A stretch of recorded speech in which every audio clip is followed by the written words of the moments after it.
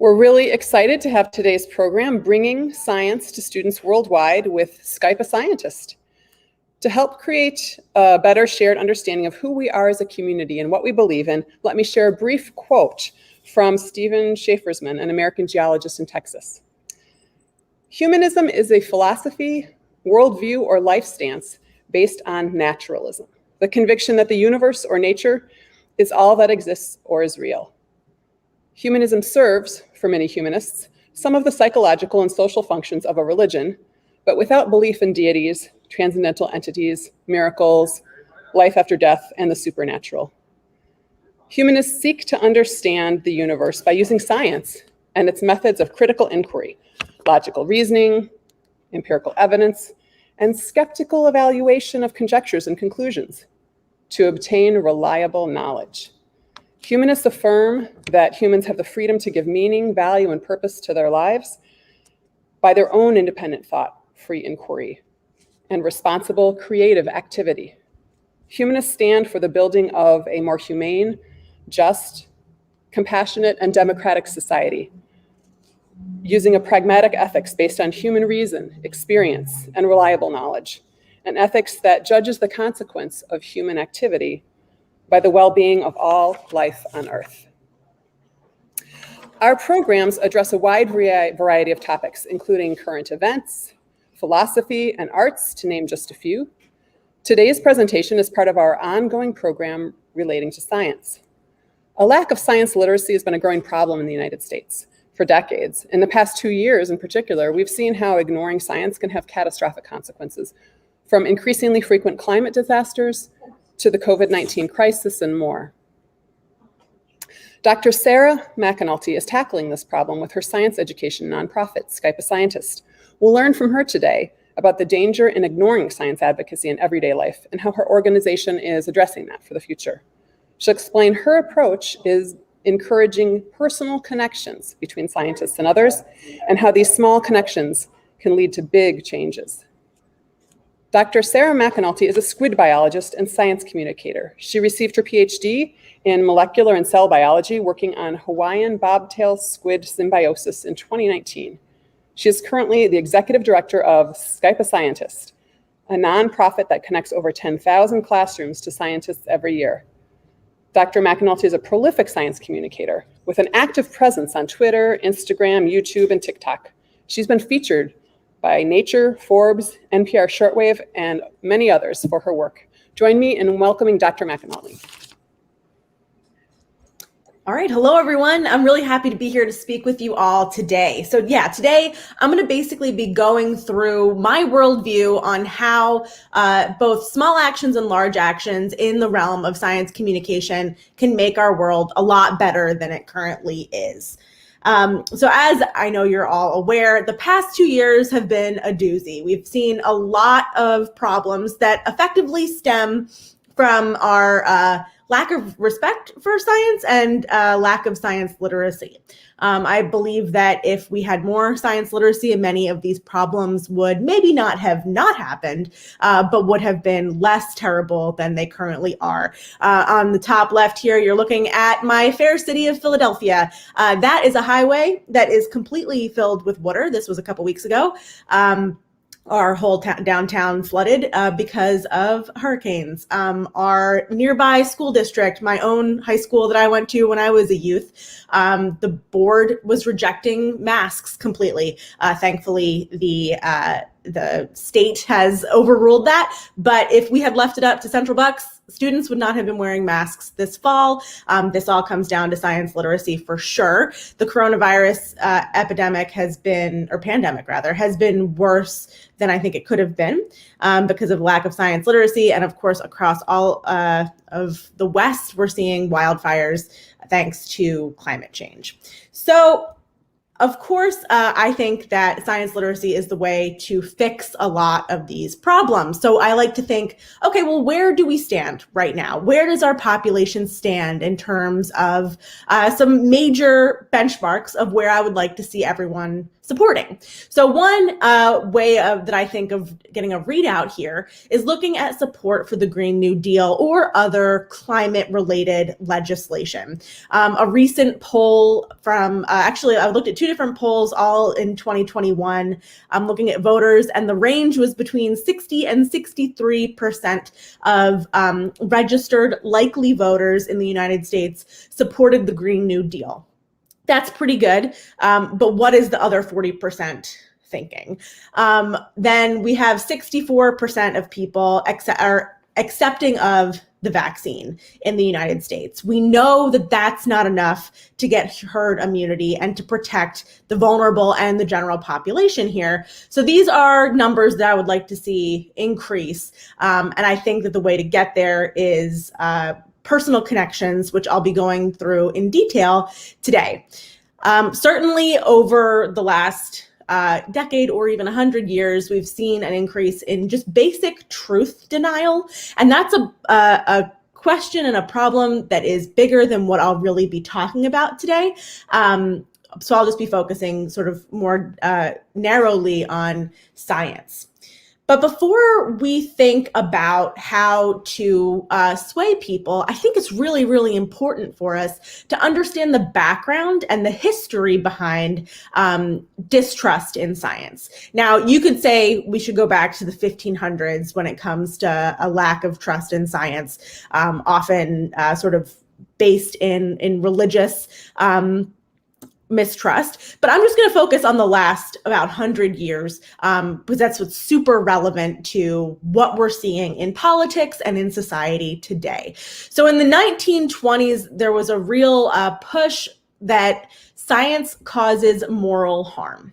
Now, you can't fault people for saying that in 1920 because around the 1920s, the late 1800s and early 1900s, eugenics was at its height. So that is certainly morally harmful. Eugenics is about one of the worst things that science has done on the whole. So we can't say that that's not true. And throughout this talk, I really want you to challenge maybe your preconceptions of science as being something that is purely good and purely benefiting society. And I'm saying this as someone who thinks that science is the thing that's going to save us. We need to really remember that sometimes science has really not been so great. So acknowledging that and understanding that is going to make us better going forward, both as a scientific organization and also as people who are advocating for science.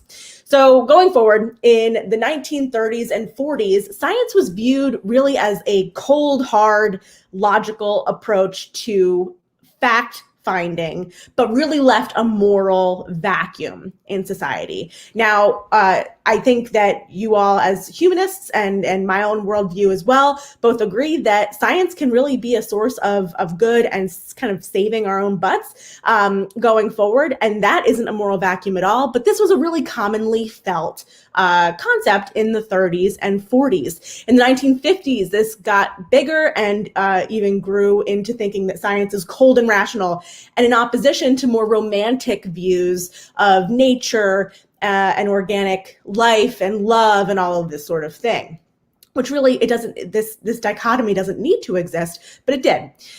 In the 1960s, of course, we saw huge pushback against the establishment, and science was really seen as being part and parcel with the establishment. In the 1950s, the major science funding organizations in the United States government were strengthened and established, some of them. And so that really solidified science as being part of the establishment in the eyes of many. And this is really where a lot of this more science distrust within the left comes from, the anti-vaxxing, the not trusting the GMOs. We think that's kind of where that seed got planted in the 1960s. In the 1970s, larger groups of Christians were opposed to the perceived amorality of science and began to align themselves with conservatives who may have had alternative motivations for being opposed to science, fossil fuels being a huge portion of that, and capitalism and all of that. So it's all really downhill from here when it comes to science literacy and being against science in the United States. So I think when we're approaching groups that may not trust science, we have to really wrap our heads around and get into our hearts what the history of this all is and where it came from. And so I was reading how Americans came to distrust science. This was in the Boston Review. I believe it was also published elsewhere by Andrew Jewett. And if you have time, I really recommend you read it because it is a great primer on how we got to where we are today. But I want to go over two things that really hit home for me from this article. One being the underlying assertion persists. Science causes serious social and political problems by enforcing faulty understandings of humanity. So sure, we may be able to explain how the clouds move. We may be able to explain how seeds germinate, but we're missing something about the inherent nature of humans and how we behave. And I think many scientists in some parts of history have certainly failed to do that. The next is that the core image of science as value neutral and thus innately immoral, an innately immoral enterprise has sunk ever deeper into cultural bedrock. So maybe the person you're talking to isn't explicitly stating, well, science is immoral and I as a person am moral, and therefore science and I can't align. Remembering that may be something in the back of their minds or as part of their worldview may help when you need to empathize with where they're coming from and kind of making progress in the conversation. It's also, of course, important to remember, unfortunately, that science has behaved badly a lot. We created the atomic bomb. Of course, you can argue that the atomic bomb was not the worst thing science has done, but it's up there, I think, probably. Eugenics, of course, is an entire field, was not that long ago, and was horrific. We've excluded huge portions of the population in our enterprise, and there's a long, long laundry list of unethical experiments that have happened on many different populations. And so this is just the tip of the iceberg of what we're doing wrong. So I don't mean to start this talk as being so anti-science, because I am science's biggest cheerleader over here, but I think it's important that if we all are really effective science cheerleaders, we have to know this stuff. We have to understand where the other side is coming from to be the most effective science advocates that we can. So when we're going into science advocacy, we have to have a real understanding of the history and have some humility and awareness of both the good and the bad historically that science has perpetrated. So we have work to do. Scientists and those who advocate for science have a lot of work to do. I truly believe that modern science has answers to a lot of the problems we're facing today. I certainly think that we're going to overcome COVID-19 with science. I think that the only way to overcome climate change is also using a lot of science, trusting our scientists, putting that into legislation and getting this boat turned around. And so to really make progress, unfortunately, we need more people to get on board with us than currently are. This is true for hitting our threshold of having enough people vaccinated. This is true for people voting and advocating for legislation that'll help us be able to overcome climate change. And so I believe, at least in my personal opinion and worldview, that the way we're going to get there is by having personal conversations and connections with people who may not agree with us, and that we have to really move this incrementally using personal connection, because I don't feel that a lot of the communication that comes from above is currently working given our political climate.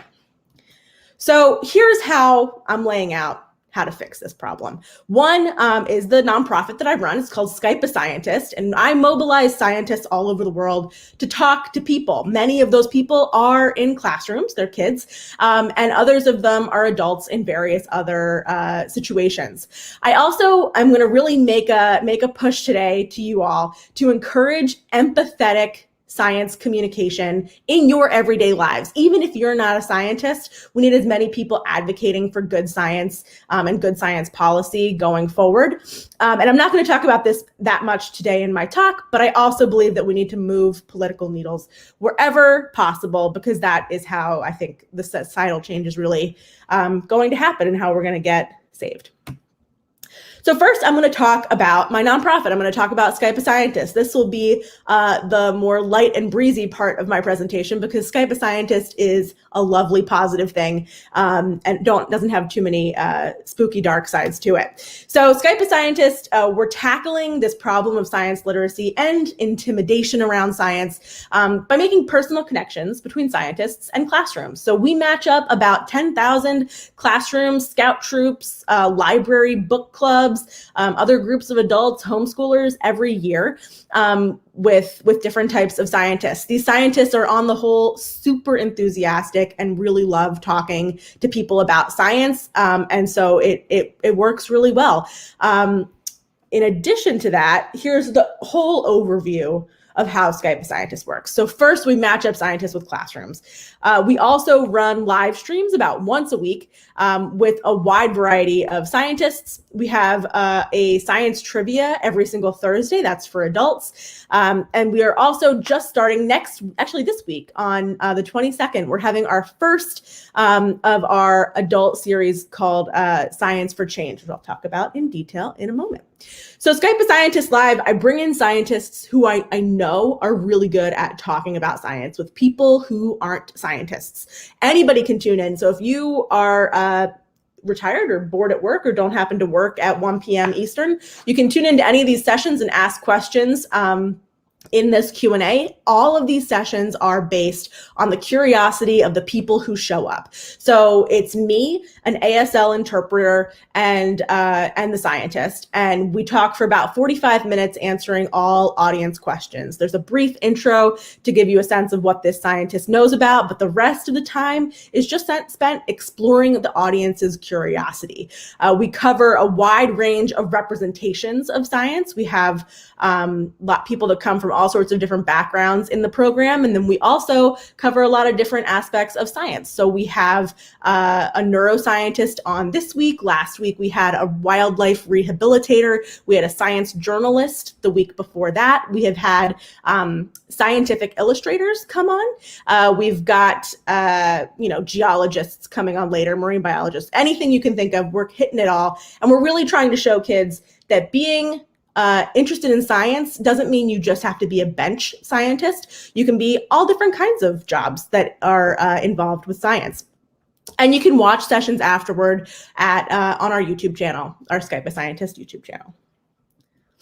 We also, particularly when there's not a pandemic, we bring interactive, fun, science gamey events to bars typically on the East Coast, because that's where I live, between Boston and Philadelphia. We really want to give adults an opportunity to play, because I feel like, generally speaking, adults aren't given enough opportunity to have a silly good time in their lives. We don't want to just give them another class to go to after work. We don't want to give them a lecture that they have to sit through after being stuck at their desk all day at work.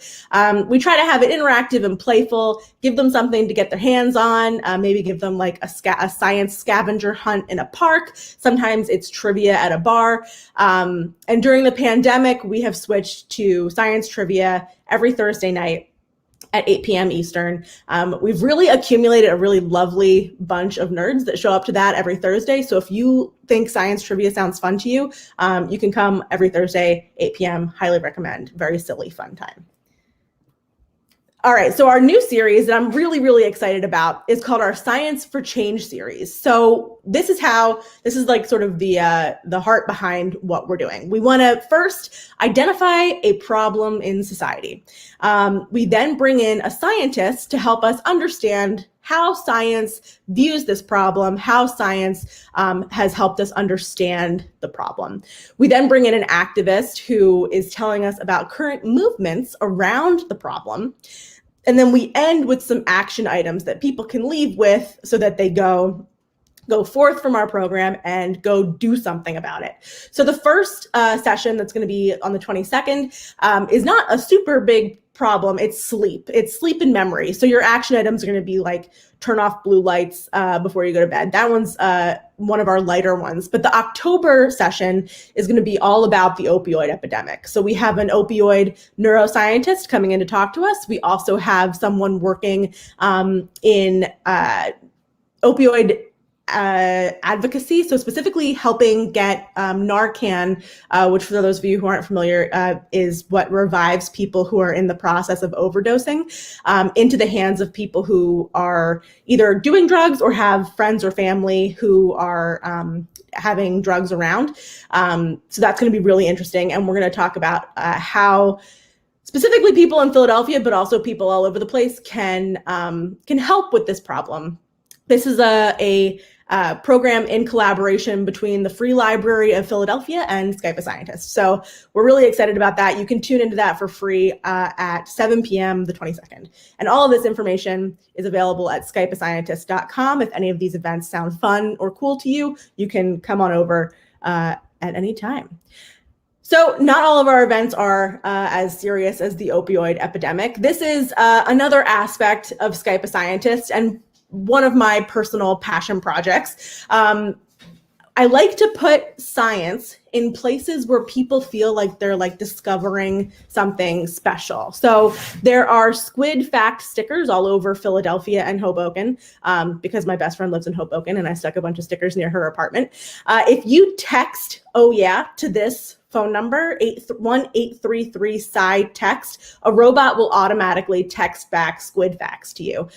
We also have the Bug Facts hotline that does the exact same thing. And my personal vehicle is the Squidmobile. So the Squidmobile is covered in squid, and the back window says, "Want a Squid Fact? Text Squid to 9-rung Squid." That's the old phone number. That's you're texting me on a Google Voice number. The other one is a robot. And so we just want to let science be a fun, silly, whimsical thing. And you might think that, you know, how many people could possibly be actually interacting with this? A lot of people have texted this phone number. There were so many people texting the Squid Facts hotline that I had to get a robot because it was eating my whole life. Like I was texting people Squid Facts all day long. My list of Squid Facts is about 30 Squid Facts long, and people would either just keep asking for the next Squid Fact down the line or go into other conversations about science, about Skype a Scientist, about squid, just asking questions after question after question.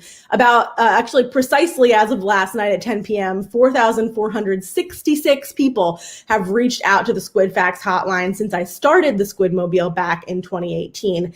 And here, this Google map I created is a map of where the area codes of the phone numbers map to. So of course, people with their area code, that's usually where they first got a phone. So people may not be physically in these places, but at least this gets a sense of the scope of this project.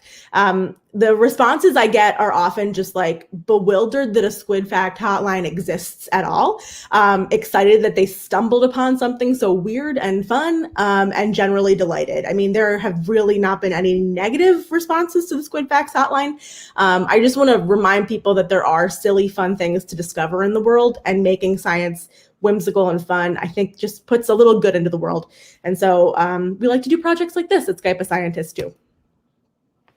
So when we do our matching program, we really encourage our scientists to not lecture at the classroom that they're matched with. We want to have two-way conversation, because as I've said a couple times throughout this talk, I really feel that personal connection is the way to move science literacy forward, to build trust in science, to show folks that science is not intimidating, is not cold, is not all of those things that we saw from the 1920s to now, is this misconception of what science can be and what science currently is, in my opinion and my experience. So I don't want people to just feel like they've gotten a lecture. I want to feel like they've gotten to meet a scientist and gotten the questions answered that they're curious about. And so here is how the nuts and bolts of the program works. So teachers will sign up to get matched with a scientist. They'll tell us the type of scientist that they're interested in speaking with and who their students are. And this part is super important because when we have, for example, a classroom that is over half of a given historically excluded group in STEM. So let's say we're in the Bronx and we have over half Latinx students. We will do everything we can to match that classroom with a Latinx scientist because we know that representation is super, super important in influencing outcomes with people being interested in science. If you want people to relate to science and feel involved, seeing someone that is like you helps a lot. So we really take that into consideration when we're doing our matching at Skype a Scientist. We also ask scientists what they're comfortable with. So many scientists either only want to talk to older age groups because they don't feel that they can explain particle physics to a third grader, or they just want to talk to little kids because they're funnier and they tend to ask more questions. So everybody has their own preferences, and we want to make sure that we respect that at Skype a Scientist. They also tell us how many sessions they want to do throughout the semester between 1 and 5. We match everybody up once a week, and either party can either accept their match or say, put me back in the role. I want to ask for a new match. And we match once a week, pretty much every week of the year. There are a couple weeks in August, like 2 weeks in August, that we don't run a match, and maybe the week of like New Year's Eve, we don't run a match. But otherwise, we're constantly matching and serving up matches to people everywhere. Our program has grown every year so far. We serve about 10,000 groups a year. We're in 75 countries. And if you're wondering if we do these sessions in more than just English, yes, one of the things that we match based on is the language that folks want to have these sessions in. The program is completely free. We do ask that you donate $15 per session that you have, but about 30% of our classrooms actually do that, which is fine because we bring in donations mostly from Patreon, from people who just think our program is doing good and supports us. And if you want to help support us, patreon.com/Skype a Scientist. We have thousands of scientists to choose from. So if a classroom when they sign up, there are 30 categories to choose from. And one of those categories is marine biologists. Another one might be bug biologists, that sort of thing. But let's say they really, really want to talk about dolphins.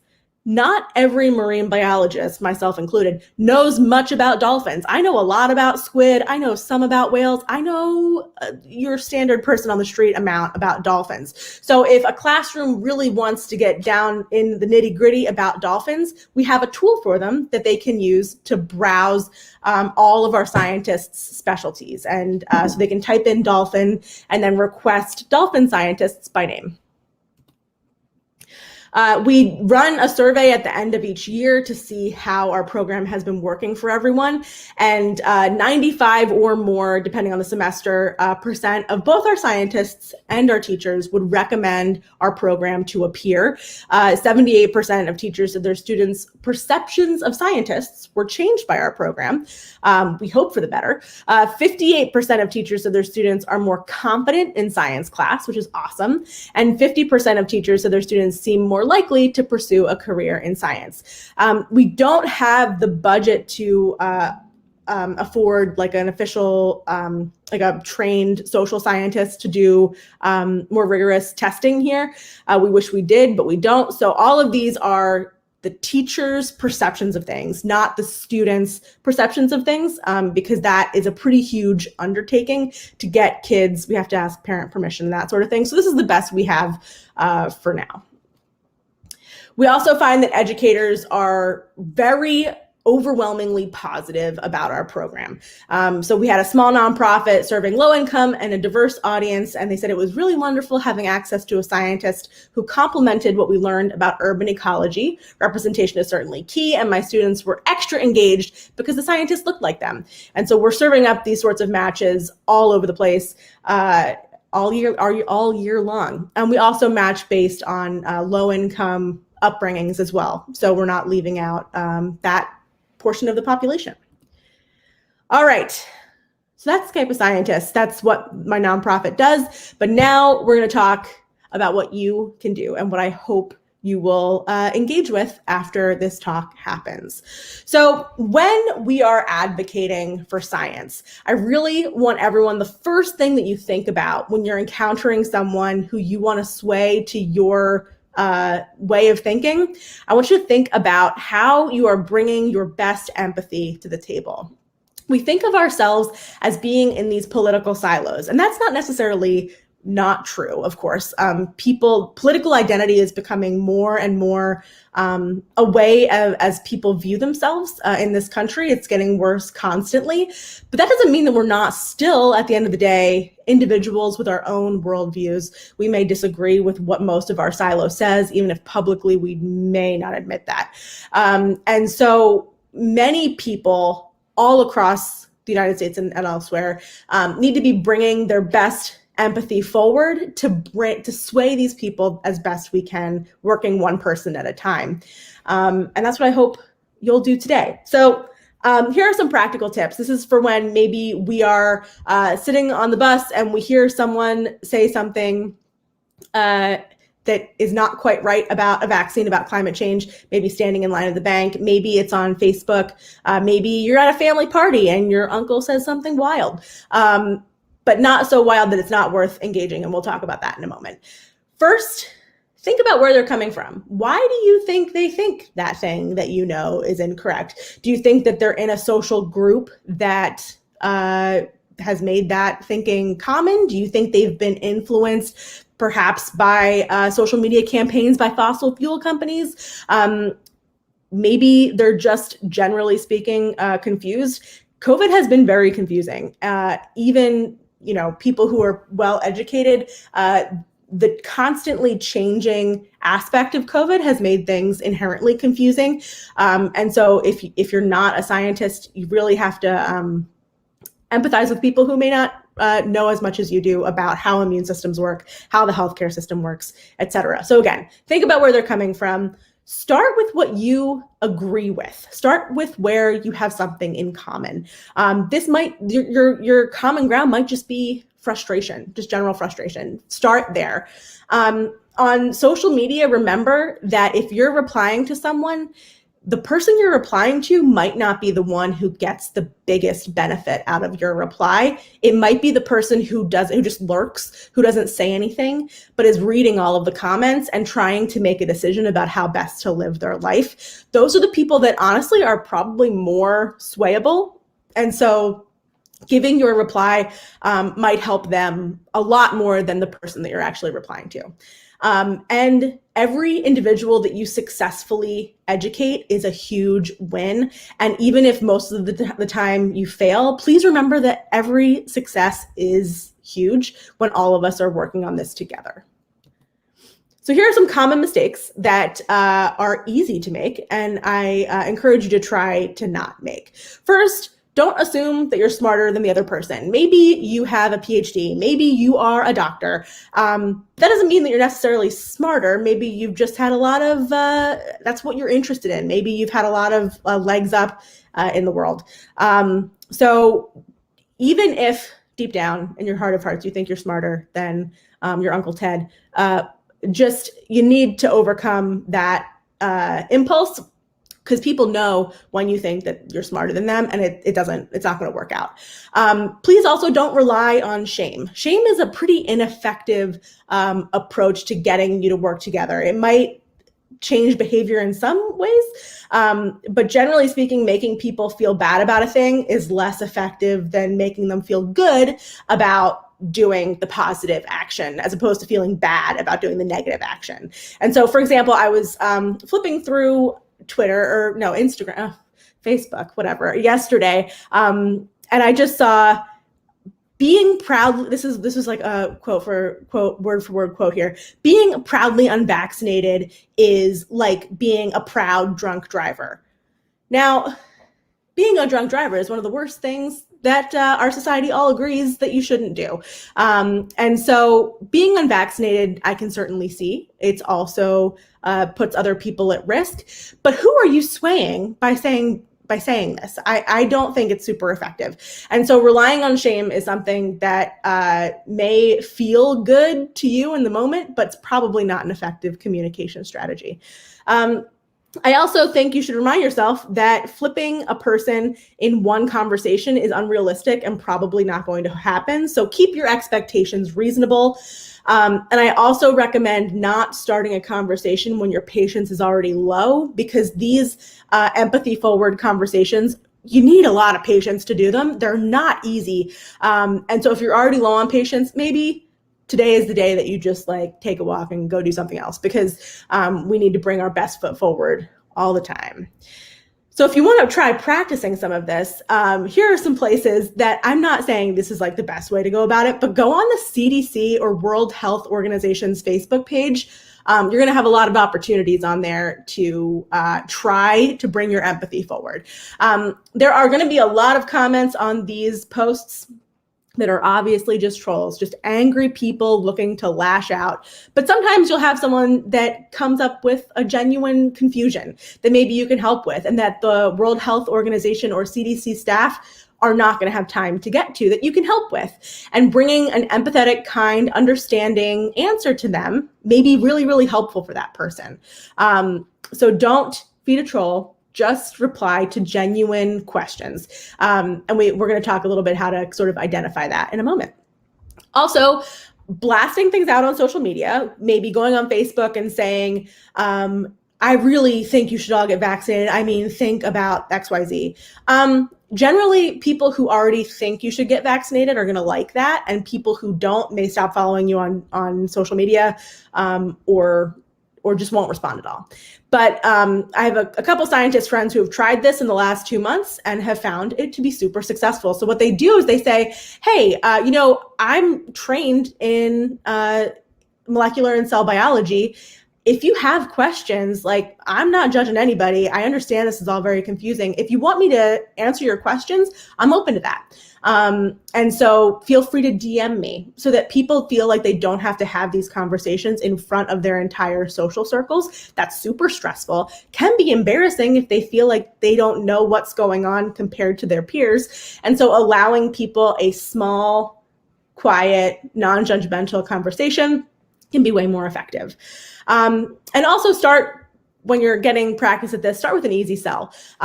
Maybe you don't want to go from anti-vax to vax. Like that's a tough one. But maybe you have a neighbor who's like vaguely interested in being green, but doesn't know anything about composting, and you compost with this company in your neighborhood. Maybe start there, and just to get your feet wet in this sort of empathetic conversation. Just a thought. And once again, this is really important, and one of the things that I really, really hope that you take away from this talk today. Remember who the enemy really is. The enemy is not the suburban mom who doesn't want their kid to wear a mask because they want what's best for their kid and they're worried about the kid's developmental progress. Like, let's just assume, for the purpose of our sanity and the ability for us to be empathetic, that this mom is not an anti-masker because she just wants her kid to do whatever the heck they want, but because they really do want what's best for their kid. Maybe the actual enemy in this case is Alex Jones or whoever is trying to convince them otherwise, who's sort of poisoning the well here. The misguided neighbor who thinks that climate change legislation disadvantages them, maybe financially. They're probably not the enemy either. The enemy in this situation is probably the fossil fuel company. And if you dig deep enough, the fossil fuel company is often the enemy in a lot of these situations, particularly with climate change, but with other things too. And so really remember that your common citizen or community member is probably not the enemy. And so bringing the full force of fury that you have against the people who are really pulling the strings here against your common person is really misguided. And so put all your fury toward the real people who are bad faith actors here, and not at the person who's just trying to figure out how best to live their life in society. Important acknowledgements with everything that I've just tried to convince you to do. You're going to fail most of the time because the way society is currently set up is siloed. whether we like it or not. And so when you're talking to someone, you're not the first person to talk about COVID with them. You're not the first person to talk about climate change with them. And so they're coming into the conversation with a lot of backup information. And maybe you'll tick the needle a little bit or influence somebody watching the conversation, but you're going to fail most of the time. And that doesn't mean that you failed. You tried, and that's better than nothing. You may get yelled at, so mentally prepare for that. And I wouldn't say that this approach is for everybody. So if you're like, Sarah, this sounds like a nightmare, and my cardiovascular system cannot handle what you've just suggested to me, that's okay. Like, not everybody can do it. It's fine. And it's also completely exhausting, like completely draining, and your empathy will be gone by the time you've done this a couple times. So go into the woods, look at some trees or bugs for a while, fill up that tank of empathy, and then try again next week. It's really hard, but I really firmly believe in my personal worldview that this is how we're going to fix the myriad problems we're seeing today. I think if we don't, the alternative is worse. Having climate change continue to get worse, seeing people dying unnecessarily from COVID, this is really, really bad. And I'd like to see us at least try to move the needle on this stuff. So we can do it. You can do it. I can do it. We just have to take it in small doses. Remember that the person you're talking to is intelligent. Remember that the person may have a very good historical reason to distrust science. Remember that second slide I showed about all the things science has done wrong. Fossil fuel companies have paid a lot of money to get messaging into people. We are working against, it's a David and Goliath situation. So remember that. You're doing your best. That's great. And bring your empathy into every conversation you possibly can. So, okay, at this point, we have options, you and I, like in this moment. We could either try to practice using our empathy on some examples that I've come up with, or we could roll right into the Q&A. I'm not sure how we're doing on time. I'd like feedback from people who are here. Would you like to go through some trial practice or just go into the Q&A?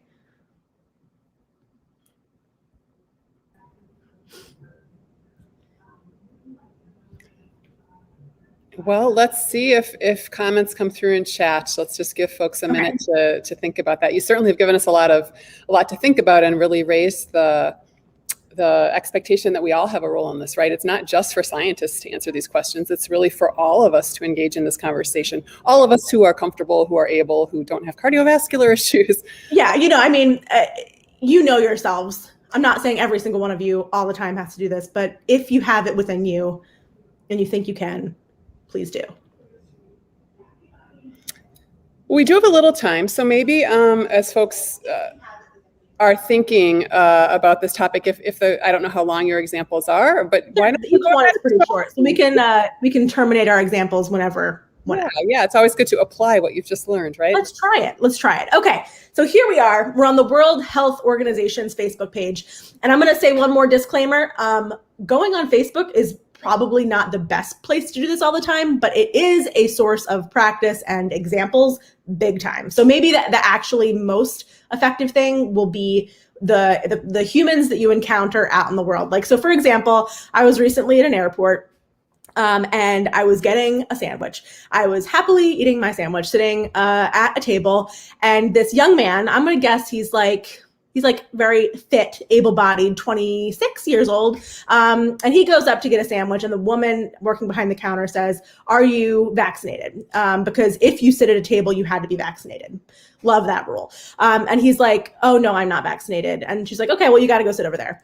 And this woman, like the quintessential New Yorker, is sitting at one of the tables next to me, and she whips around. She's maybe 60, 65 years old. She says, "You're not vaccinated?" And he turns around, and he's like, "Oh, no." And she's like, "Well, you're crazy." And he was like, "Oh, well, it's my decision to not get vaccinated. It's my decision, just like it was your decision to get vaccinated." And then she just goes on this very angry tirade about why he's an irresponsible jerk, which we might agree with deep down. But was that an effective form of talking to this young man about getting vaccinated? No.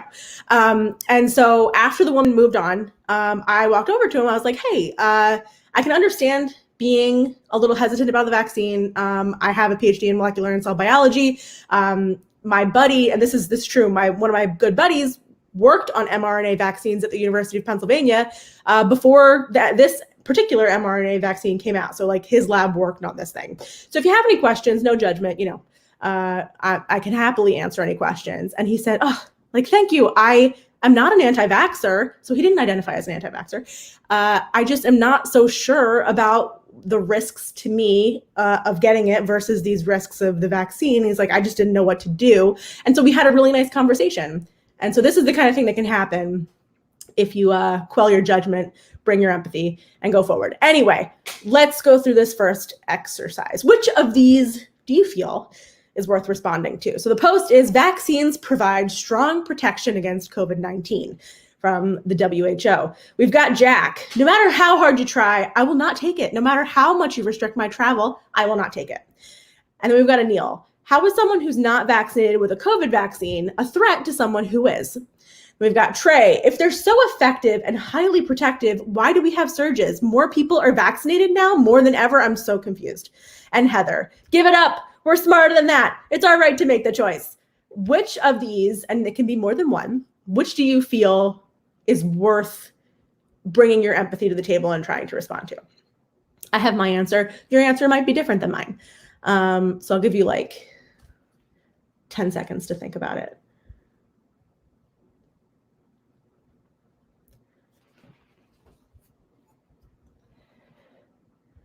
This is a time that I really do wish I was physically in Chicago with you all, because then we could be like more easily talking back and forth, but welcome to 2021. Okay, I think that Anil and Trey are worth responding to.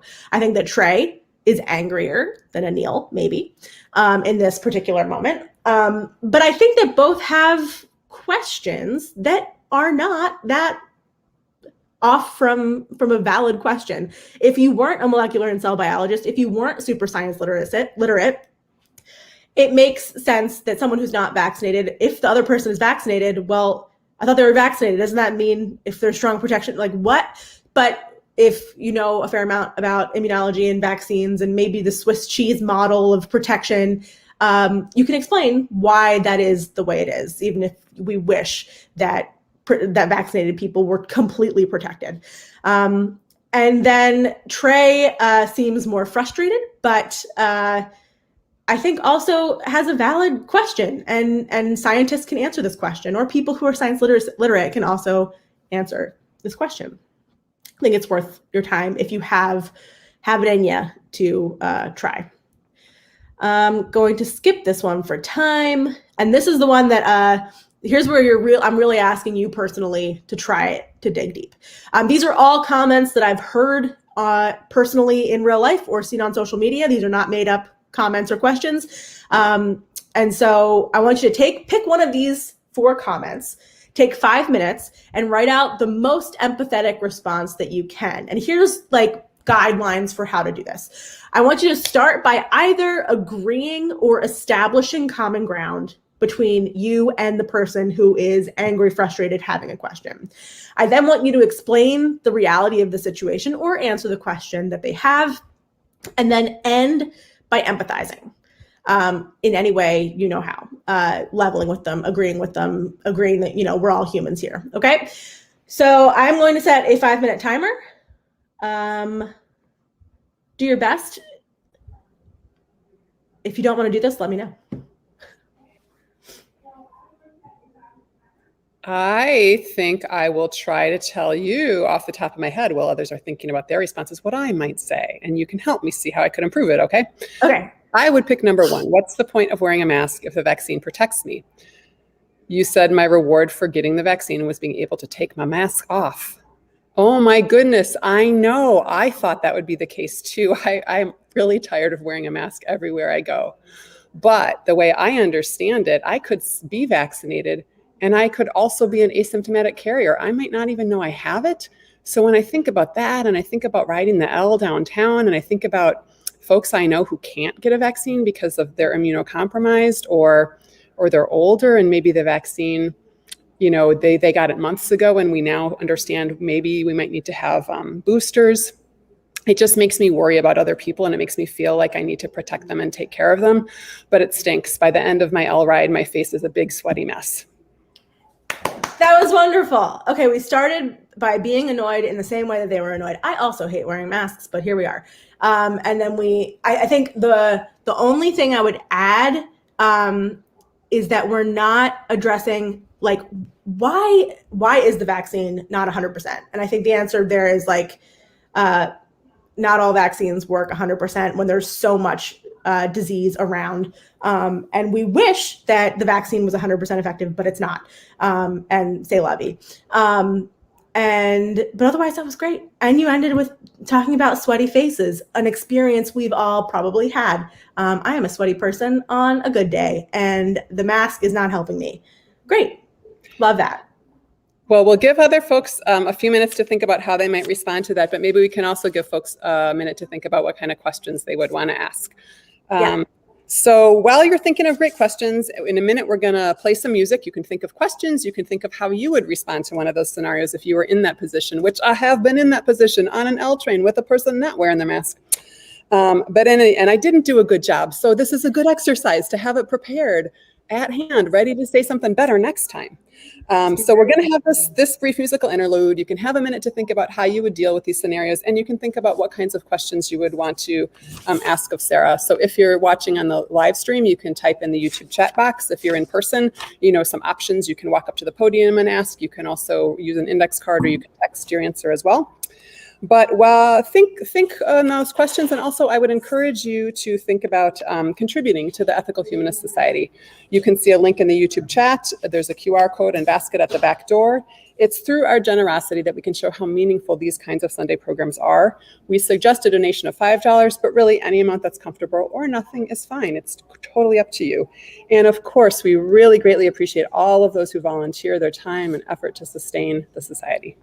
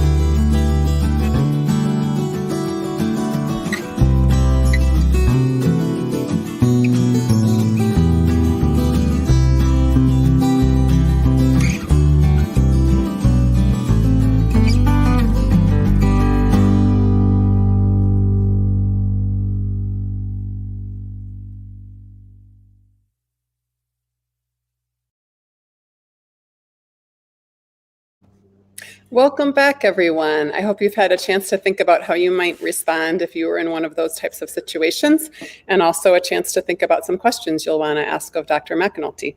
So I have a few coming in through chat, so I'll go ahead and read them out, and then we'll give her a chance to answer. One person asks about the 1950s, where there was really a lot of acceptance of the polio vaccine, much more than there is right now of the COVID vaccine. So what do you think has made a difference between then and now? Is it some of what you said earlier about sort of how attitudes towards science have changed? Or was there something going on specifically with the polio vaccine that helped people accept it more readily? If you had asked me this question like 2.5 years ago, I would have said, well, I've said this answer before, we just didn't really remember what it's like for the world to have such horrible diseases. And man, has the last 2 years proven me flat wrong about that. I think really the answer is social media and polarization. I think that the way people view themselves, I forget the details here, but there was a study that came out that it was asking people, like, how do you identify yourself? Like, who are you as a person? And before, and I don't remember the time scale here, it may have been 10 years, it may have been 20, people would say, like, I'm an American, I am a scientist, or I am a teacher. It was like, I'm an American, I'm a, whatever their profession is, I'm a mother, I'm a whatever. And now one of the first things people say is, I'm a Democrat, I'm a Republican. And that forefront, like the bringing of that part of their identity to the forefront is different now than 1950. And it's been, I think, the biggest scourge of our time. And I think that is effectively why, like, you go with your party line over maybe your self-interest a lot of the time. And I think that's the difference between 1950 and now. Great, thanks. A couple questions about your work with Skype scientists specifically, and how do you recruit scientists? How do you find the people who are going to be presenting out there? And then also, do you have scientists who sometimes are going and speaking specifically to kids in more rural areas or more conservative areas? Yes. So, okay, we recruit scientists mostly from Twitter. I have a pretty big Twitter following among scientists. So, also some what do you call them? Not academic institutions, like societies, like the Society for Conservation Biology, for example. They will tell their scientists, like, hey, this is a way that you can volunteer. So societies will tell their scientists to sign up if they're interested. And so that's another way that we get scientists to sign up. Also departmental emails, like, the ecology department at Brown University will be like, hey, here's an opportunity for the graduate students and professors. So it's all word of mouth, effectively. And the second question was, what was the second half of the question? I'm sorry. Oh, sorry. I combined two there. The other was about, do you have experience sending scientists specifically to talk to students in communities that are more rural or more conservative? Do you seem to have requests from those people? What's that like? Yeah, we do. So we actually had a collaboration in 2020 with a group called DOZER. So that's part of AAAS. AAAS is the American Association for the Advancement of Science, and DOZER is their unit that works on communicating science to religious communities and faith-based communities. And so we had a seminary sign up for one, and we had a scientist talk to them. When our scientists sign up, we ask, are you comfortable speaking with religious schools? Certainly Catholic schools sign up, but of course there are many Catholic schools in places like Philadelphia and other liberal places. But we have had like Baptist schools sign up. We've had situations where this actually happened this month, where a scientist got matched with a classroom from a school that had some pretty unpleasant, like not rules and regulations, but like a value statement that was pretty antithetical to how we feel. It was a anti-LGBT, and we're not about that at all. But the way we see it is that the kids in that classroom, it's not their fault that they're there, probably. They may not agree. The teacher that requested us might not agree. And so we try to, if the scientist is okay with it, kind of going into it, we encourage them to do so, or we find a scientist who is willing. We did run a training with DOZER for scientists to kind of mentally prepare them for how they could best communicate with these groups. We have a lot of our schools are rural. I don't remember the percentage off the top of my head, but when folks sign up, they tell us if their school is rural. So we kind of get a read out of that. I don't ask them if they're conservative, but we certainly have religious schools signing up. And we have schools from everywhere, from every part of the map. We ask schools to tell us their town and state, and there's no part of the United States where there are people that there are not also classrooms signing up. So we know that they're in conservative areas and conservative states. Like when they're in Indiana, they're not just in Bloomington, for example, they're all over. And so, we certainly have them sign up. Yeah. Great. We have a couple questions specifically related to COVID-19, and this one is a follow-up for the exercise you had us do.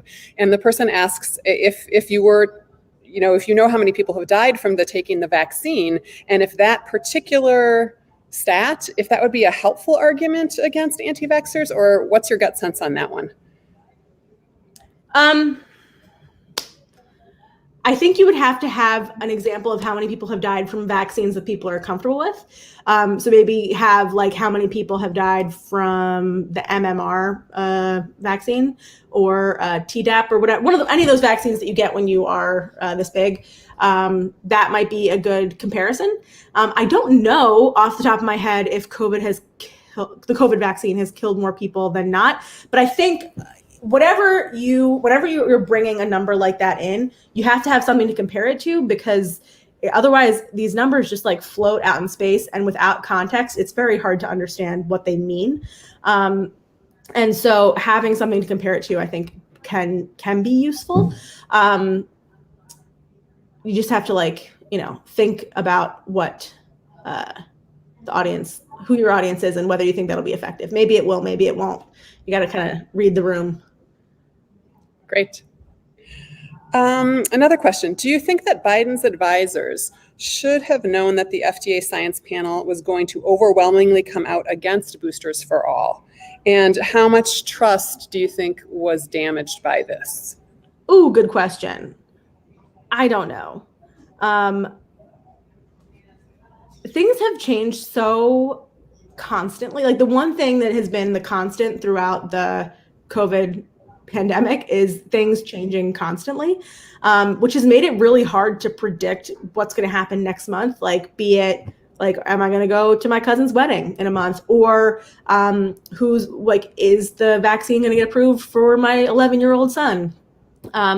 So I hesitate to condemn any advisors, because I also would have no idea what to do in these situations. So long answer short, I don't know. I don't know. Thanks. We have a question about whether you yourself have ever felt threatened, or if you felt the need to contact the police because of your advocacy. But actually, I had a similar question, so maybe I'll just expand, because I know, you gave us some really good advice here on how to assume good intent when you're talking with people and not come at it in a real confrontational way. But there are trolls out there, and Sure. there are angry people that go way beyond trolling. And, there is real serious online harassment. And I know many scholarly societies have issued sort of guidelines in general, sort of things you can do to help yourself against online harassment. But I guess, so back to the question, have you yourself faced it, if you're comfortable talking about that, or can you talk about sort of how you work with the scientists you're placing to help them, realize that by being public about their work, they might get, they may become a target. That's the unfortunate reality we live in today, right? Yeah, I honestly have not had. I've had 2 stalkery things happen to me, but I haven't had like docs associated or that sort of thing. And I think part of why that is I and this is not going to protect you completely, but I try to identify folks who have a genuine question as opposed to are just trolling. And I think that focusing on the people with the genuine questions is safer on the whole statistically than troll feeding. Now, that doesn't mean you can just tweet something COVID related, or maybe you're like advocating for the ending of line 3, the tar sands oil pipeline, or any number of things. And a group of people on Twitter can find you and target you. It's happened to friends, and that is a risk when you're advocating for anything that you believe in, that could happen. It has not happened to me. I've just had like 2 creepy dudes sniffing around that I did not particularly appreciate. But other than doing some like basic common sense stuff, like don't have your address public, and kind of keep your contact and location information pretty locked down, to the best of your ability. That's, I think, something that everybody should be doing. There is an inherent risk that you take by speaking up. And if that is too much of a risk for you, I'm not going to judge you for not speaking up. But I'm going to continue to do it because I think it's worth the risk to me in this moment in my life. But it's not impossible. And we don't generally do anything to tell our scientists that this might happen, because when you're talking to just one classroom, this classroom has specifically signed up to get matched with a scientist. And so it's not as contentious as some online engagement is generally. Like, we haven't really seen it as a problem yet, although that may be something that I should think about doing with my scientists. Thanks. We have a question. Somebody's just so interested and curious to know, and me too. Why squid? How did you get interested in squid? I've liked squid since I was a little kid. I don't have a good explanation for it other than they're the coolest. I was, like 8 years old, and I was watching a Nat Geo video that we borrowed out of the library. And they introduced cuttlefish. So cuttlefish are related to squid. They're kind of like a little rugby ball with a bed skirt around it and a little face. They're so cute, and I love them so much. And they're really behaviorally complex, but they're invertebrates. And so I find that incredibly interesting, to have basically evolution split the invertebrates and the vertebrates, and looking at like the peak of behavioral complexity in a branch that diverged from us so long ago. I find it just fascinating to see how they approach the same problems that any other organism has. Like, how do they communicate with each other? They can see polarized light, which is to say like the direction that the light is going as opposed to the wavelength of the light. So we see color, that's the wavelength of the light, and polarization is the direction of the light. And so cuttlefish can control the polarization of the light and then communicate with one another by like putting patterns on their back of polarized light that if we looked at them, we couldn't see, but they can see on each other. That's wild. They're able to turn their bodies into hypnotist's wheels, basically. Like, they have these black bands that roll across their body, and then a crab sitting in front of them just gets completely confused. It would be like a VW bus hovering above you in space on the street, doing a strobe light pattern. And then next thing you know, the VW bus ate you, So that's cool. They're all over the world, and there's a lot of different ways to be a squid. There are about 300 different squid species. They live all the way, not all the way to the bottom of the ocean, but pretty deep. Some glow, some don't. Some are rainbow colored, some are just red. They're the best. They're so cool. I could talk about squid forever, but I'll stop. I would love to hear you talk about that. Actually, this brings up a question I had for you that I'll insert right now, is how, running a nonprofit takes a ton of time and energy. So how do you find time for your own science? How do you balance wanting to do science in whatever way, shape, or form that takes, right? Like maybe actually being on a team or doing science or writing an article, and then the science communication piece. How do you decide where to spend your time and energy nowadays? Yeah, so I was a squid biologist full-time, doing this on the side, and I kind of looked at the net good that being a scientist would produce in my lifetime, and the net good that running a nonprofit would do in my lifetime, and I made the very, very difficult decision to do this full-time instead of being a scientist full-time. I'm still technically a professor at the University of Connecticut, but really it's just a title. And this is my full-time job. This is all that I do. When there's not a pandemic, I still assist in scientific collections. So I'll go and collect squid and send them back to the lab that I did my PhD in. And that's still kind of gets me involved in squid, but I mean, if the world was a better place, I would be a squid biologist right now. There's no doubt in my mind, but it's not. It's bad. So I'm doing this. Great. So that actually ties nicely into the next question, which is, as a scientist, how does one walk the line between science advocacy and public policy advocacy? So, for example, there are different policy solutions for climate change. Maybe it's the New Deal, or maybe it's a carbon tax, or maybe it's more permits for nuclear power plants. So, how do you make that decision about science advocacy versus public policy advocacy? And is that divide even there, or is it sort of a blended approach you take? I think it depends on each individual scientist's interests. I do both. So I'm pretty politically active in addition to my job as a science communicator. Like, what I do at Skype a Scientist is really science advocacy. It's making science fun, approachable, and welcoming to everyone. That is my job.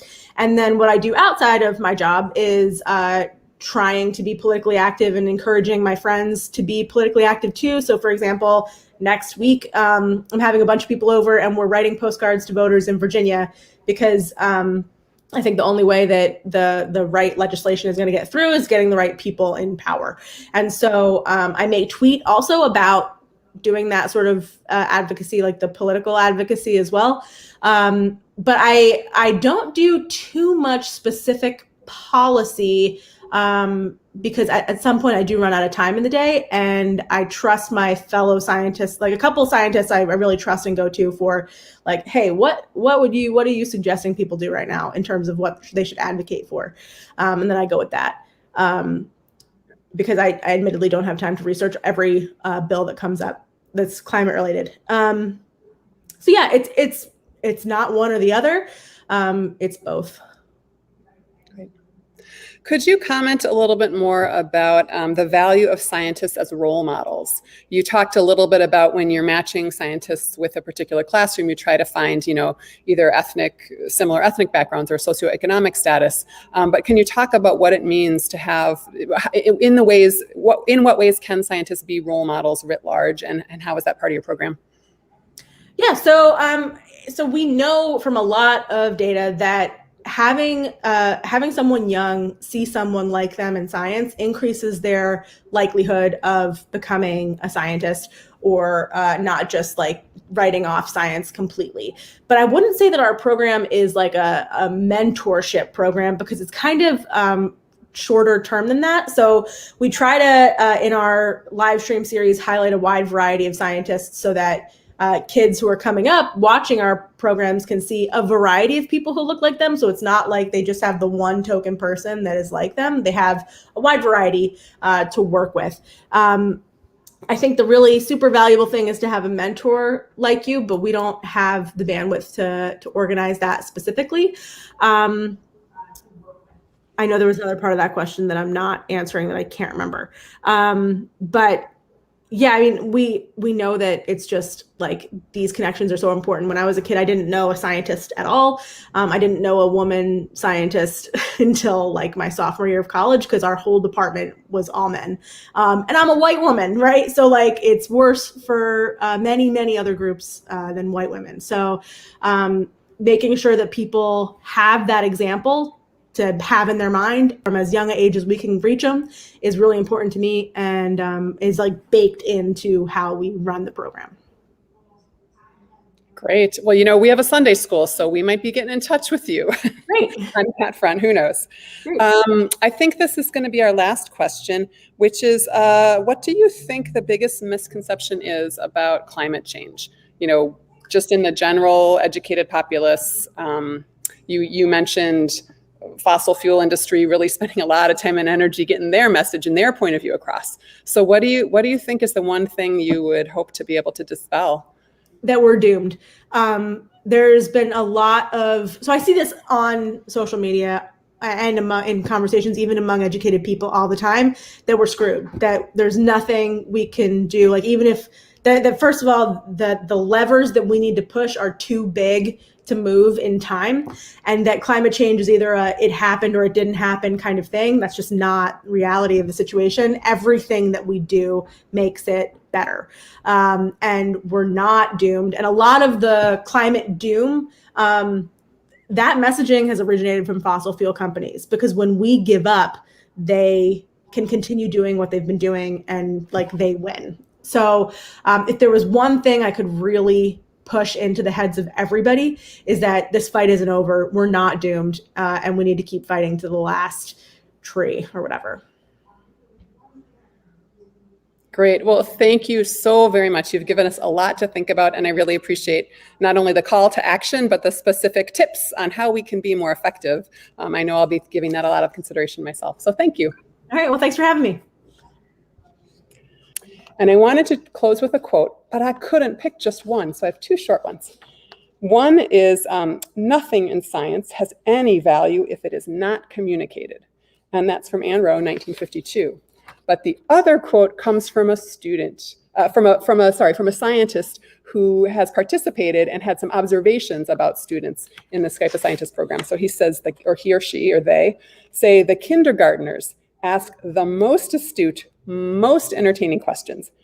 I believe all papers should receive a peer review from a kindergartner. Thank you.